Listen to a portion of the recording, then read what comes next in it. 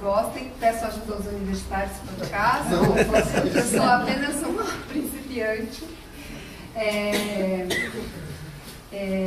Trabalho com a equipe de quinta-feira já há 3 anos. E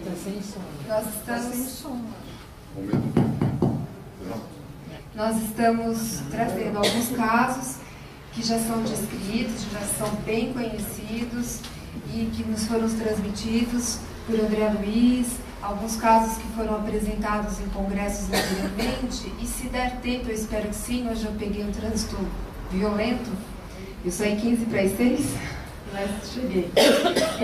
Eu gostaria de apresentar casos que a gente acompanhou aqui, desde que começamos o trabalho, que eu acho que seriam coisas mais próximas a nós do que os casos que são contados em literatura. Mas, vamos lá.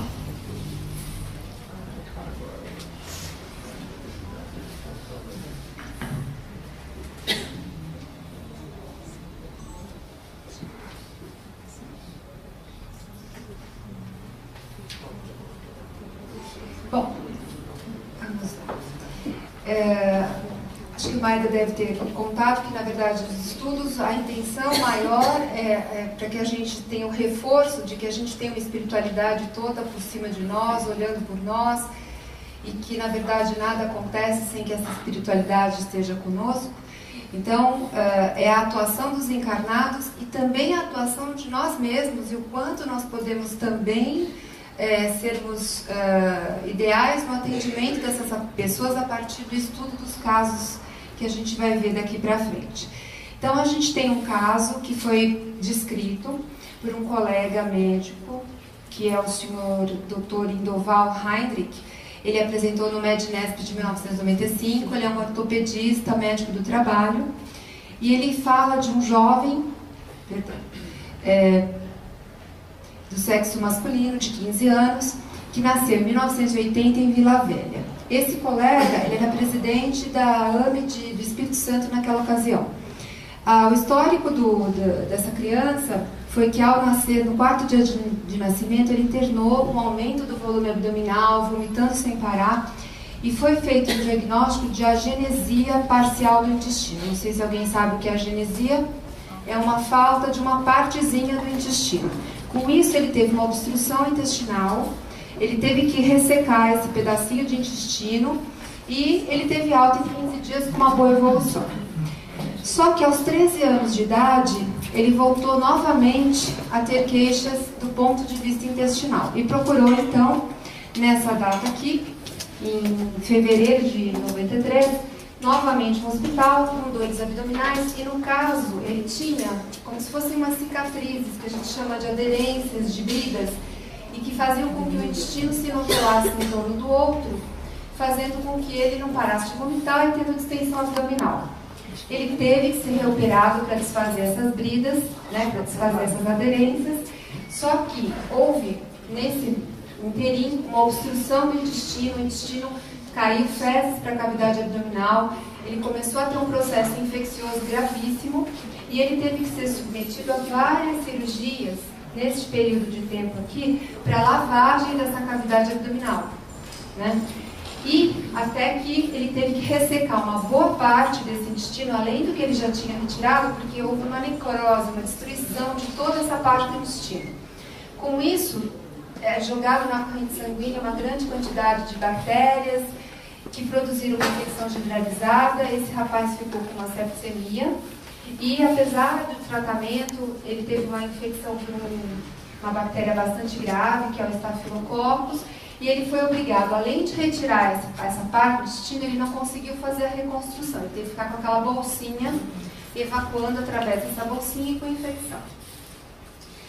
E nisso ele ficou internado por 7 meses, chegando ao ponto de que não tinha mais o que se fazer, disseram que todos os tipos de antibióticos já tinham sido utilizados, a criança não melhorava e foi desenganado pela medicina.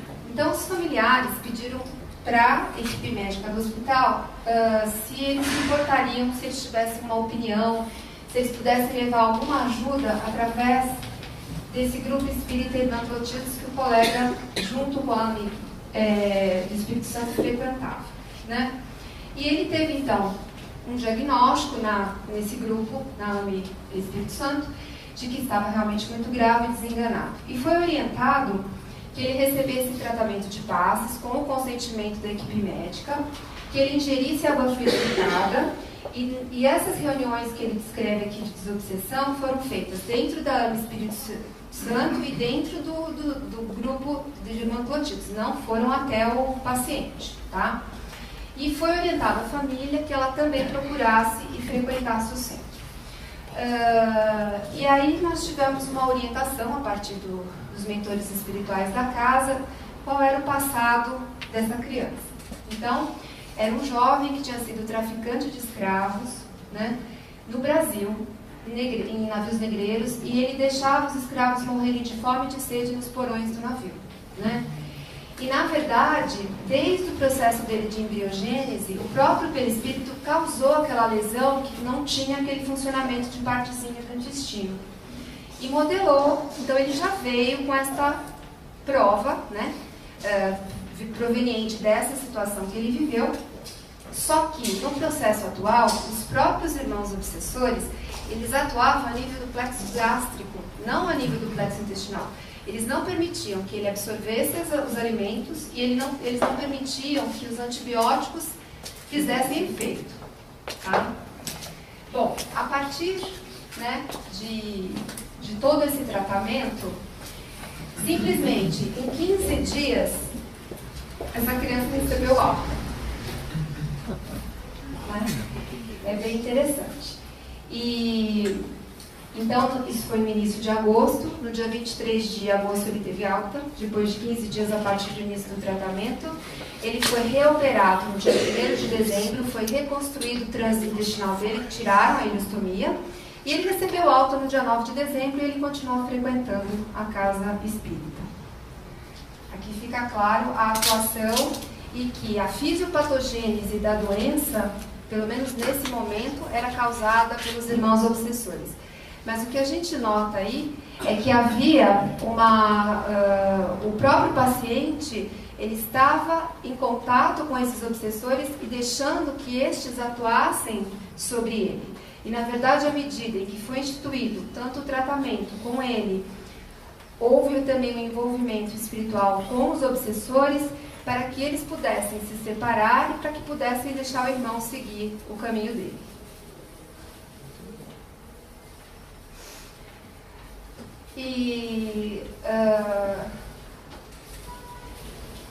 Alguém gostaria de perguntar alguma coisa? Bom, esse é um outro caso. Esse já foi descrito por André Luiz no capítulo 10, em Ação e Reação. É um caso também bastante interessante, porque é sobre uma paciente que ela era tutelada da Mansão da Paz, que faz parte, ele é do nosso lar, né? Ele é um lugar de tratamento na cidade do nosso lar. E quem foi o responsável nesse caso para o atendimento a essa senhora foi o Silas. E quem vai contar todo o caso aqui pra gente, junto com o André Luiz, é o Silas. E o que acontece? Essa senhora estava em trabalho de parto muito difícil, estava no hospital e os médicos já tinham tentado de todas as maneiras tratá-la para que ela tivesse um parto normal, só que foi indicado uma cesariana. Nesse momento, eles conversam de que houve uma atuação, houve um chamado. Silas, você tem que ir lá fazer alguma coisa porque não pode ocorrer a cesariana nessa senhora, tá? Então, o que foi dito? Que a cesariana seria desastrosa porque ela deveria ter, além do que ela estaria recebendo, mais 3 filhos. Ela teria que ter, no total, 5 filhos. Então, uma cesariana poderia ser um empecilho para que ela pudesse ter esses outros filhos. Qual que é a história dessa senhora? No começo do século XX, ela chegou à mansão da Paz e ela tinha um extremo desequilíbrio mental, então Silas a conheceu dessa maneira. E após um período de reequilíbrio, ela tinha que reencarnar. Então, o que foi feito com ela na mansão? Uma sessão de hipnose. Na verdade, essas sessões que eles falam, que eles escrevem, são para que ela pudesse rememorar de alguma maneira situações que a colocaram nesse desequilíbrio, para que ela pudesse projetar a próxima reencarnação dela. Só que nem sempre nessas sessões tudo é revelado, porque o indivíduo nem sempre está em condições de ter a situação completa do que aconteceu com ele. Então são trechos de vidas passadas que ela teve o conhecimento e a partir daí ela conseguiu resolver o que ela ia fazer, como ela iria trabalhar para que ela pudesse se reabilitar espiritualmente. E aí ela teve o conhecimento de que ela nasceu no século XV, no reinado de Joana II, foi entre 1415 e 1435. Ela foi uma dama da corte, muito frívola e consequente, casou-se, mas ela tinha amantes, um dos seus amantes matou o seu marido. Ela era viúva, tinha bastante bens, ela tinha grande estima da rainha, porque a própria rainha casou-se com a ajuda dela. E nisso ela se entregou a diversos prazeres e teve vários amantes, destruiu vários casamentos, vários lares e teve a raiva e a revolta de muitas senhoras daquela época, né? E quando ela desencarnou, é descrito que ela ficou durante aproximadamente 100 anos nas trevas. Então, né, e que ela reencarnou nesses períodos. Só que ela simplesmente era como se fosse assim, ela vinha e voltava, continuando sem realmente, como se fosse um estado de torpor, de sonolência, como se ela não enxergasse aquilo que realmente estava acontecendo em volta dela. E então ela continuava, Silas fala, ela continuava ligada às sombras, né? Apesar de tudo. E o que aconteceu? Mesmo assim, ela, apesar de não saber o que estava acontecendo com ela, pela questão do esquecimento, ela acabou se reunindo aos próprios irmãos que tinham revoltas contra ela, com os obsessores. Então, de alguma forma, ela conseguiu ter alguns resgates e conseguiu ter algum aprendizado. Como a gente sabe, a gente sempre aprende, a gente nunca retorna, né? A gente pode até estacionar, mas a gente não volta ou desaprende aquilo que a gente aprendeu. Então aqui a questão é, será que ela teria melhorado ou não? E aí sim, porque ela sofreu tantos golpes no seu próprio orgulho, na sua própria vaidade, que de alguma maneira ela conseguiu alguma melhora. Mesmo assim, em algumas reencarnações, ela teve algumas situações bastante desastrosas e ela acabou tendo algumas outras dívidas que ela teve que resolver a partir daí.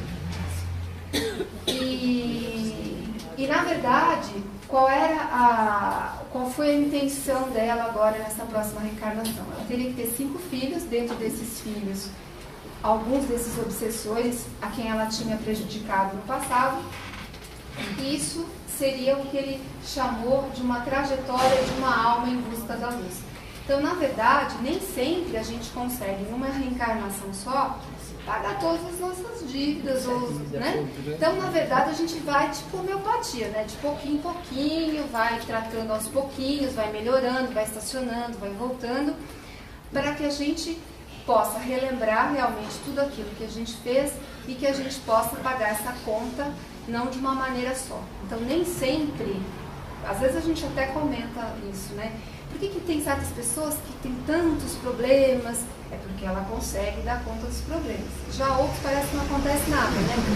Não é que não acontece nada, talvez nosso irmão não esteja ainda em condições de poder resolver ou poder saldar os seus problemas e as suas dívidas. Então eles falam muito nessa questão do fator tempo. Então, com alguns passos, Silas conseguiu que essa mãezinha fizesse realmente o trabalho de parto. Ela conseguiu, então, receber essas crianças.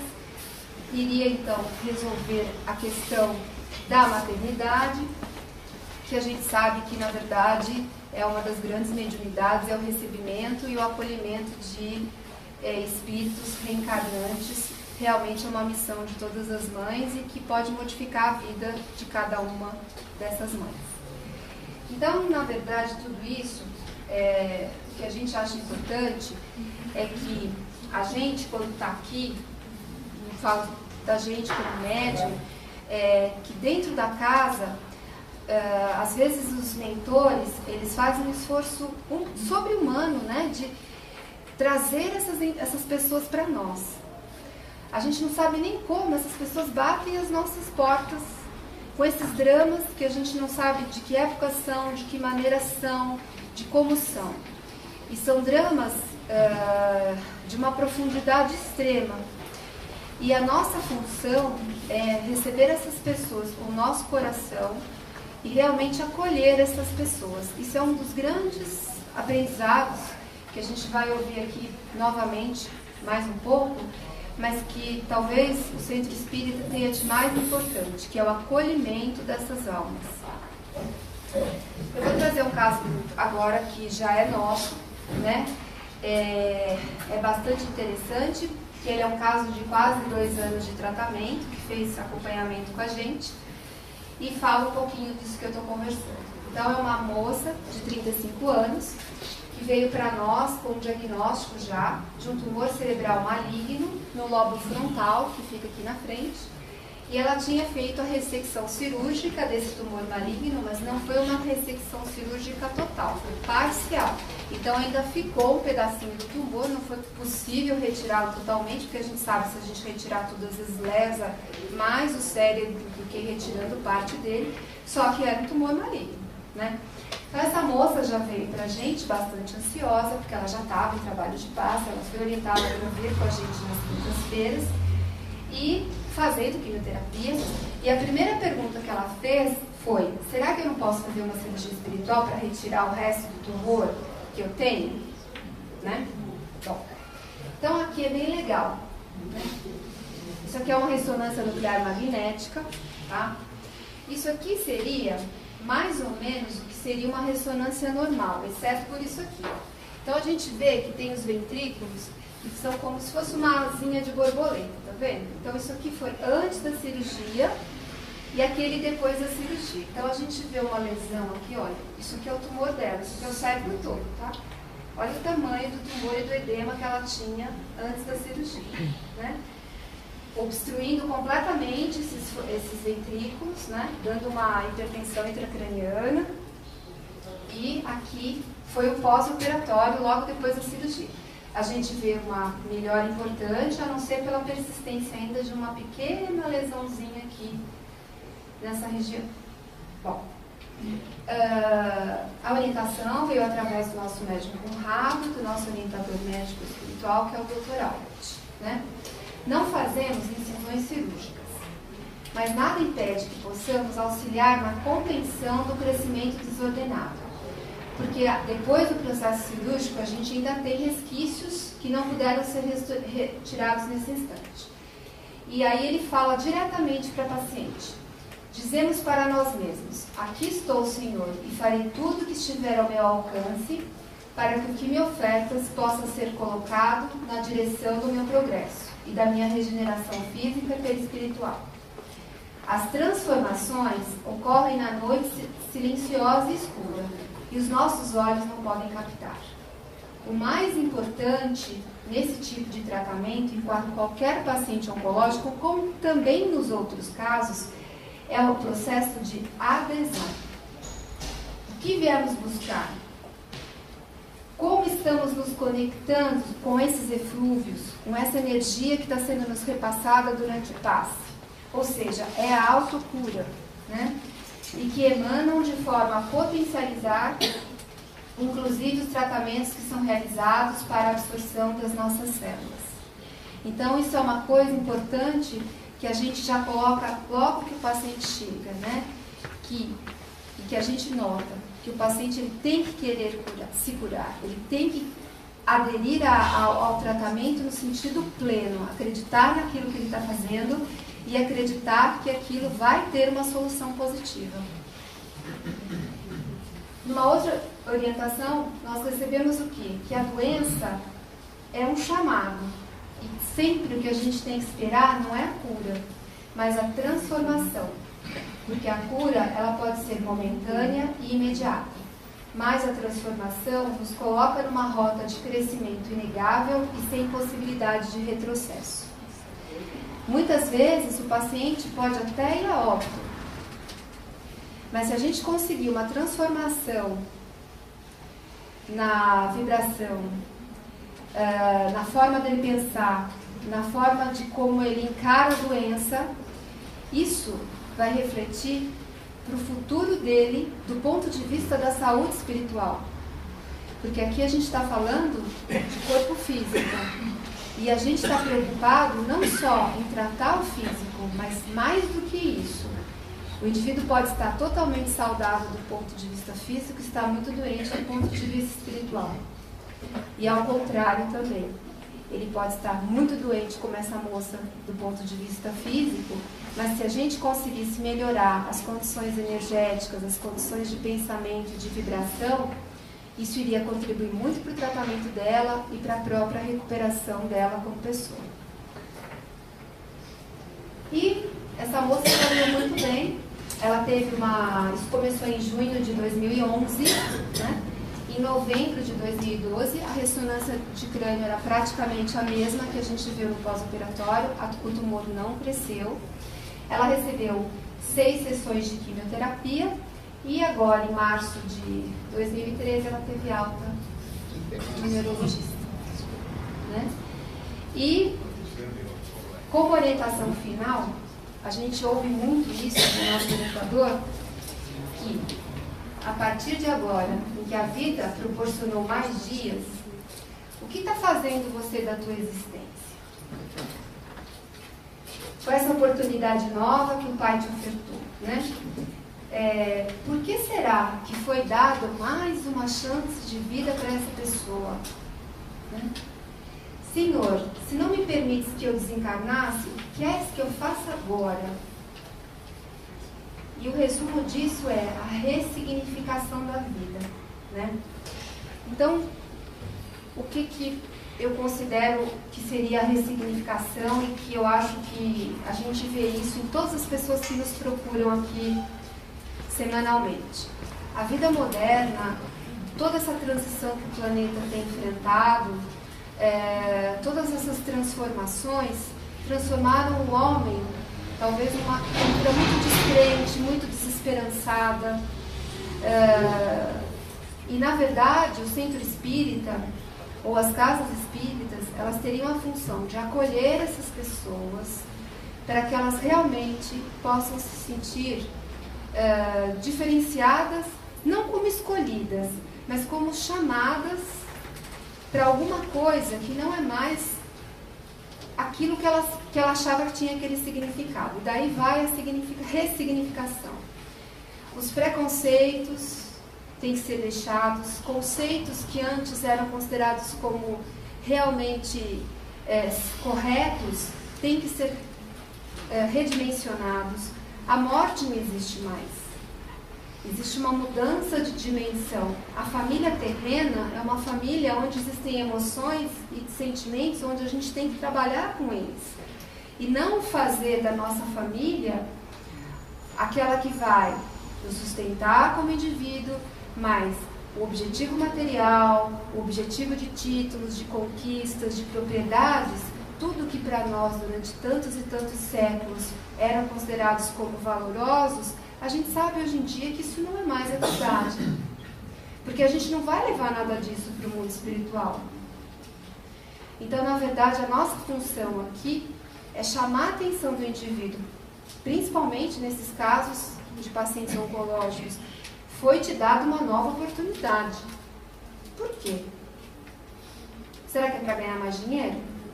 Será que é para fazer uma pós-graduação?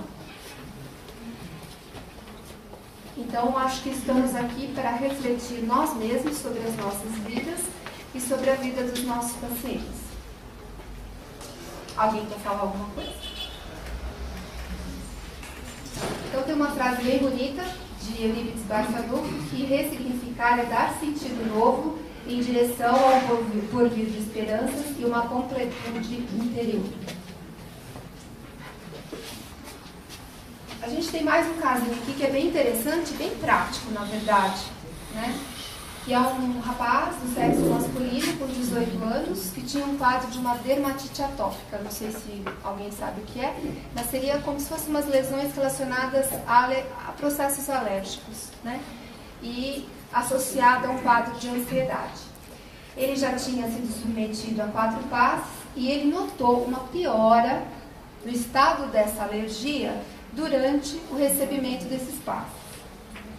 E aí nós recebemos uma orientação do nosso mentor, né? E o que ele coloca? Que o nosso irmão, ele precisa colocar em movimento a produção do seu ectoplasma. Na verdade, ele precisa trabalhar com afinco no comprometimento mediúnico. O trabalho mediúnico será o ponto de equilíbrio para os sintomas alérgicos que ele possa ter. Porque estaremos assim equilibrando ao mesmo tempo e o imunizando na medida em que ele coloca a produção do ectoplasma em movimento e se retroalimenta através da doação mediúnica. Ao nosso ver, esta sensibilidade exacerbada que ele tem com relação às buscas externas é o ponto que deve ser explorado, para que ele possa entender a sua mediunidade. O fato da exacerbação do quadro é porque ele estava em contato com esta energia ectoplasmática, quando buscou o tratamento espiritual. Então, quando ele foi recebendo, ele foi potencializando esta permuta e o próprio processo de reorganização foi exacerbado no quadro dermatológico. Mas o mais importante é que ele entenda que o tratamento espiritual e que a sensibilidade mediúnica não são inócuos, ou seja, trazem sim uma necessidade de reajuste, de equilíbrio, de vigilância, de disciplina, para que mantenham-se num curso realizador equilibrado. Mas sempre haverá uma necessidade dessas correções e se ele não estiver no trabalho, estará todo o tempo expressando isto no próprio organismo. Então, eu fui estudar um pouquinho o que seria o que se chama de síndrome ectoplasmática. Alguém já ouviu falar disso? Achei bonito. E achei interessante também. E tem a ver com várias doenças que a gente vê relacionadas à pele, à artrites, que eles definem como. Isso foi visto na Revista Internacional do Espiritismo de setembro de 2011. Isso é um artigo. Ele fala que o que seria isso?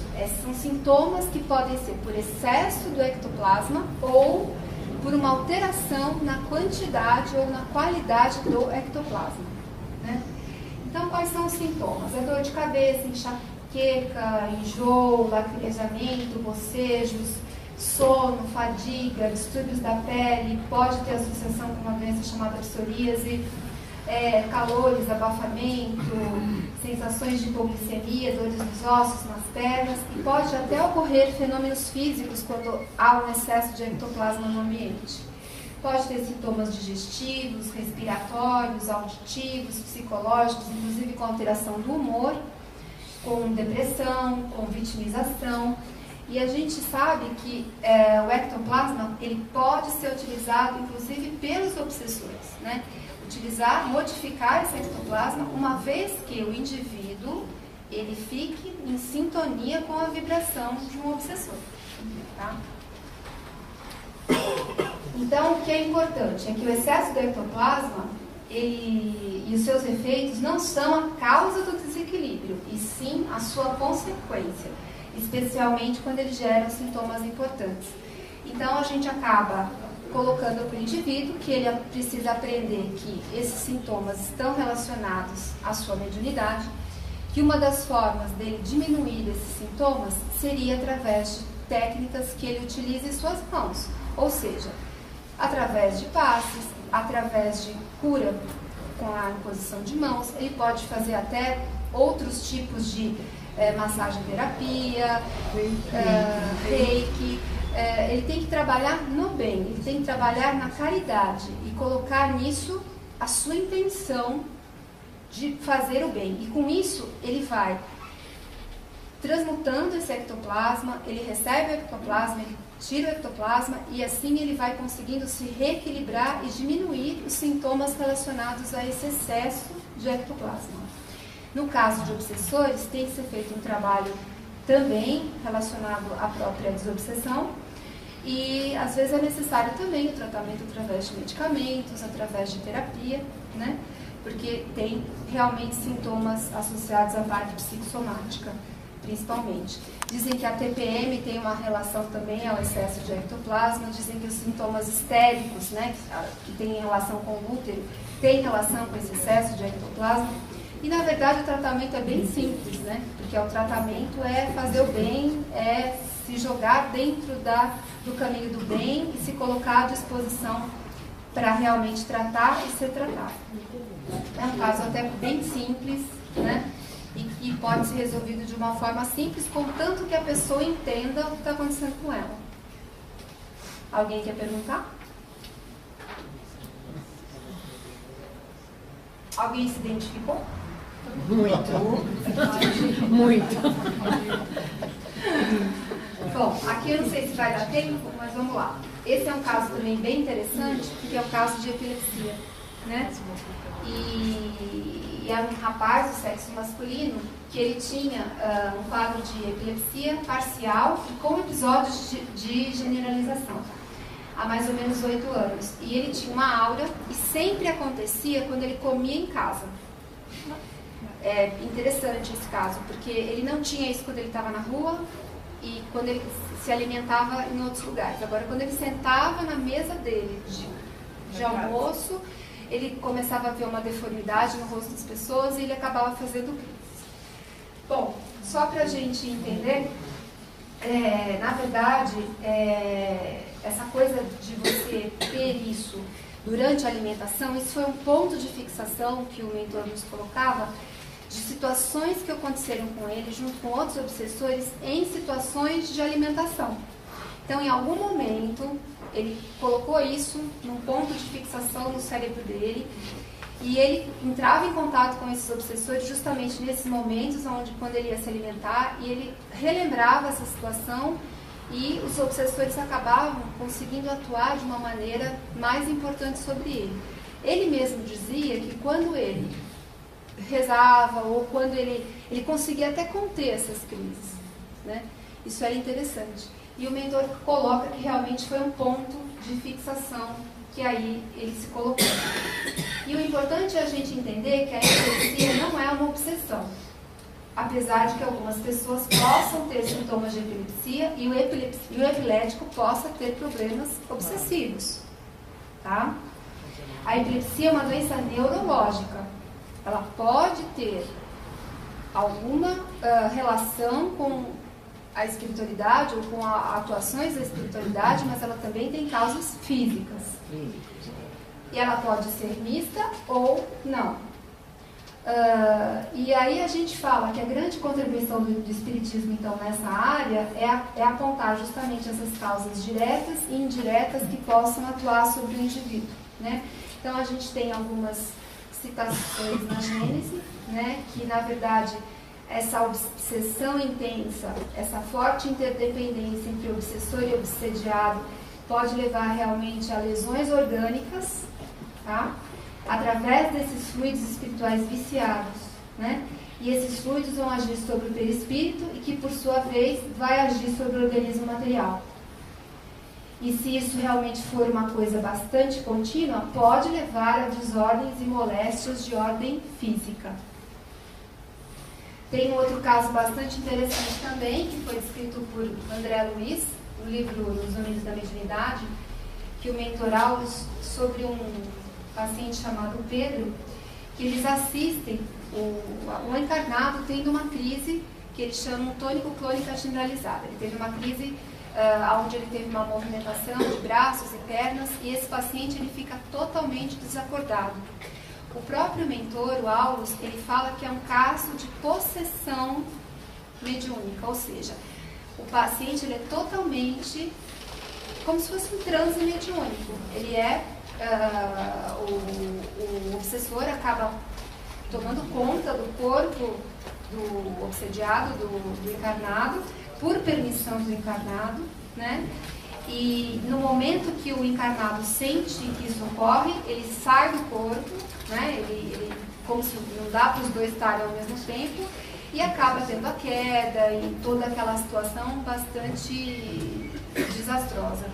Enquanto isso acontece, eles fazem com que essa pessoa vá recebendo paz. Então, na verdade, não existe uma comunicação do obsessor nesse momento, porque eles conseguem, de alguma maneira, conversando com o obsessor e explicando para ele as suas condições e as condições do encarnado, né? Então, na verdade, é isso, né? Assim, São alguns casos, a gente tem muitos casos. O que a gente tem entendido, existe uma semelhança bastante grande em todas as orientações que a gente tem recebido, que são estimular em todas as pessoas que vêm nos procurar a adesão, o entendimento da doutrina, o conhecimento básico do Evangelho de Jesus, que são coisas simples que todos nós podemos praticar, que a doença vem por algum motivo, nos chamando, que seja para refletir sobre um passado onde a gente continua repetindo determinados comportamentos e a gente acredita que esses comportamentos são certos. A sociedade hoje nos estimula a esses comportamentos. Então a doença às vezes vem e a dor às vezes vem para nos fazer refletir sobre o momento que a gente está vivendo, sobre o que está acontecendo conosco. E às vezes a gente precisa realmente ser paciente para poder ser um bom médico. Às vezes a gente precisa passar pela dor para a gente entender a dor do outro. Então a gente como médium, como médico, como passista, cabe a nós às vezes sofrer as maiores dores, as maiores dificuldades, porque é aí que a gente vai exercitar o nosso testemunho e a nossa capacidade de transformação, inclusive da aceitação ou não da nossa doença física. Alguém quer falar alguma coisa? Ótimo. Falei muito rápido? Doutora, eu só diria o seguinte: excelente a sua apresentação, a sua aula, no meu entender, e nos trouxe e revivemos ensinamentos que muitos de nós já deixamos de lado. Isso foi muito importante e que Deus te abençoe. Obrigada.